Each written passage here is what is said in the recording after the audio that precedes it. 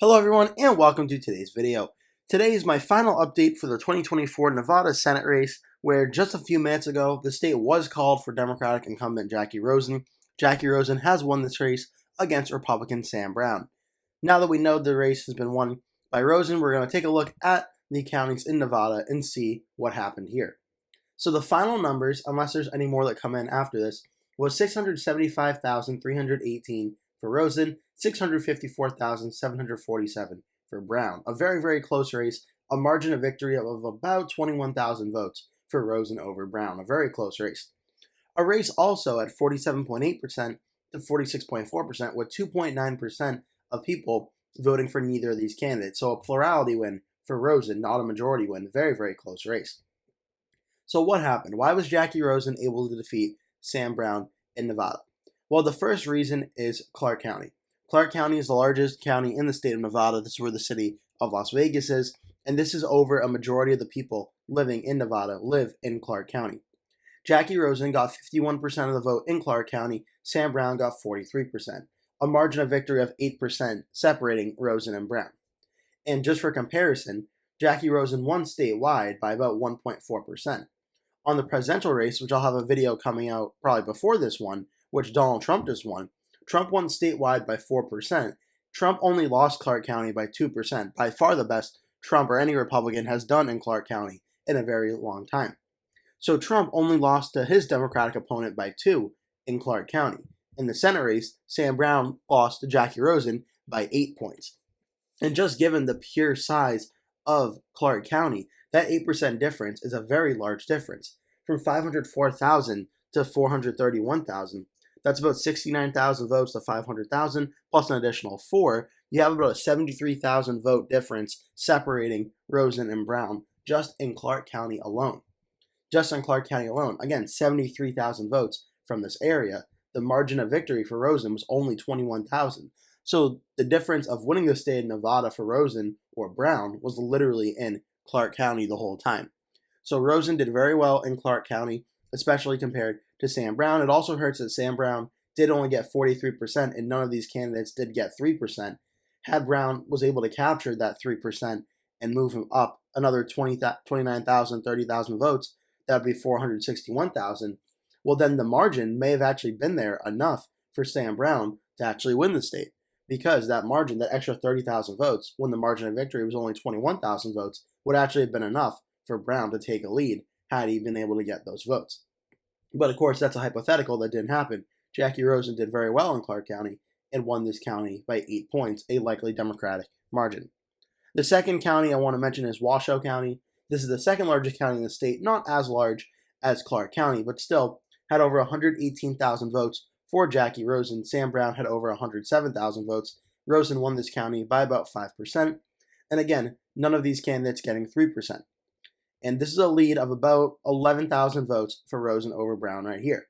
So even though it's not as large as Clark County, again, the margin of victory between Rosen and Brown was about 21,000 votes. So almost half of those votes, or a little over half of those votes, came just from the margin of victory in Washoe County alone.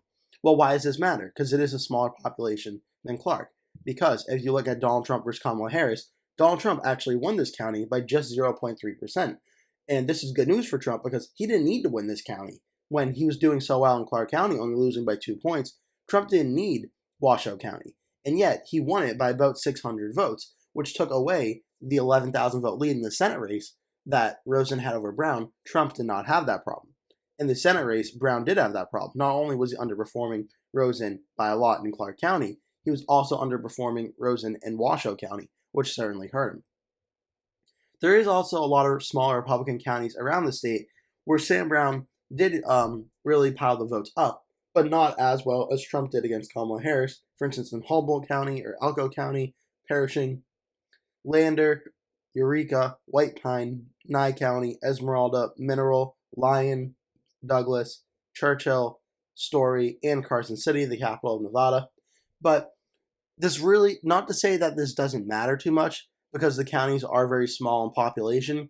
They're all, aside from Carson City, very safe Republican counties, and that is expected. For Sam Brown to win, he had to do a slightly better job in Washoe County and had to do a much better job in Clark County.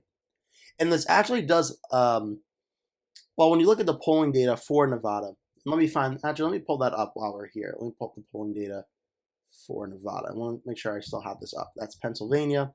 Let me pull up the state of Nevada, where it was listed as a toss-up going into Election Day. Right now, the polls are ended with Rosen up 1.4. The polls had Rosen up by 4.9. It was off by about 1 point on Rosen's side and about 3 points or so on Brown's side. So Brown ended up getting about 43.9. He was able to close the gap significantly up to 46.4. The only difference is it remained that there was a lot of votes separating Rosen and Brown, but there was also a lot of undecided vote that at the end of the day I thought would consolidate more around Rosen or Brown, but that really didn't happen. Getting only 47.8 to 46.4 left a lot of third-party support. Where again, when you look in the presidential race, Donald Trump got over 50% in Nevada. So not only did Trump win, Trump got a majority outright of voters. On the Senate race, it was 47.8 to 46.4, where none of these candidates got 2.9%, keeping either candidate from getting a majority. So that's just something very, very interesting to look at. But just in conclusion, for the Nevada Senate race, the story really begins and ends in Clark County.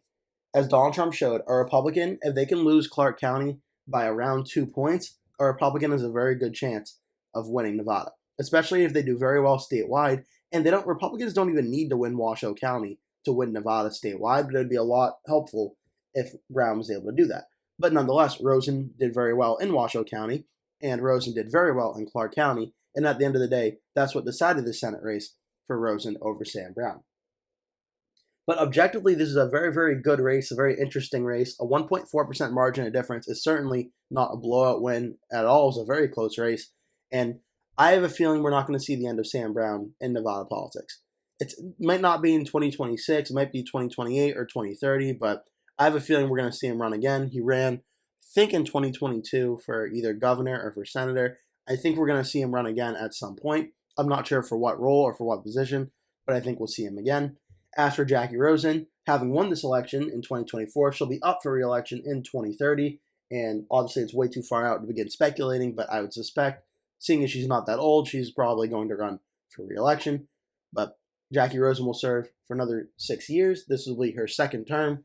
Sam Brown, wait and see if he does anything else going forward. So, officially now what Nevada called for Jacky Rosen, the Democrats currently hold 46 Senate seats, Republicans hold 52 on the New York Times map, having flips so far in Montana, Ohio, and West Virginia.